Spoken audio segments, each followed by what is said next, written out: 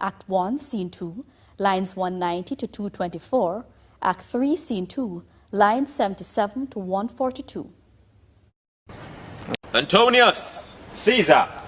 Let me have men about me that are fat, sleek-headed men, and such as sleep o' nights. Yond Cassius has a lean and hungry look. He thinks too much. Such men are dangerous. He is not dangerous. He is a noble Roman and well given. Ah, would he were fatter. But I fear him not. Yet, if my name were liable to fear, I do not know the man that I should avoid, so soon as that spare Cassius. He reads much. He's a great observer, and he looks quite through the deeds of men.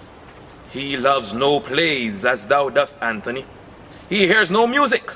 Seldom he smiles, and smiles in such a sort as if he mocked himself and scorned his spirit, that could be moved to smile at anything. Such men as he be never at heart's ease, whilst they behold a greater than themselves, and therefore are they very dangerous. I rather tell thee what is to be feared than what I fear. For always I am Caesar. Come on my right hand, for this ear is deaf.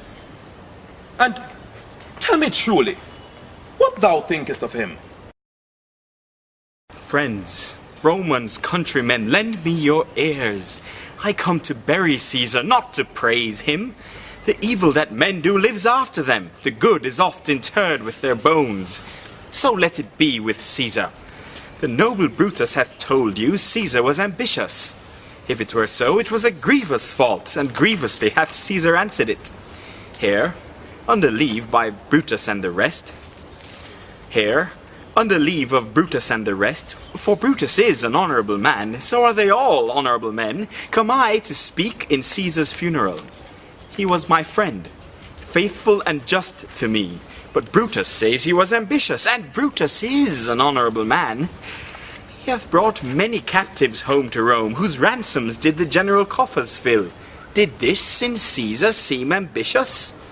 When that the poor have cried, Caesar hath wept, ambition should be made of sterner stuff. Yet Brutus says he was ambitious, and Brutus is an honourable man.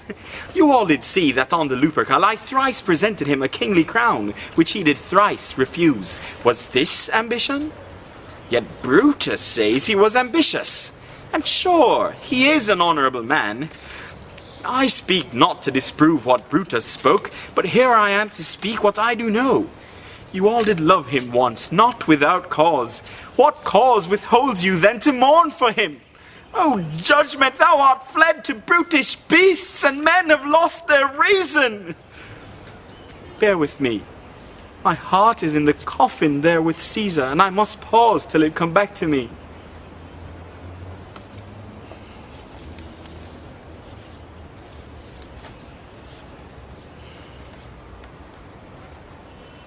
But yesterday, the word of Caesar might have stood against the world, and now lies he there, and none so poor to do him reverence.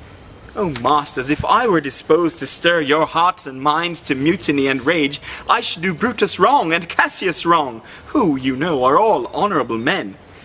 I will not do them wrong. I rather choose to wrong the dead, to wrong myself and you, than I will wrong such honourable men. But here's a parchment, with the seal of Caesar. I found it in his closet, 'tis his will. Let but the commons hear this testament, which, pardon me, I do not mean to read. They would go and kiss dead Caesar's wounds. There's not a nobler man in Rome than Anthony. No, mark him. He begins again to speak.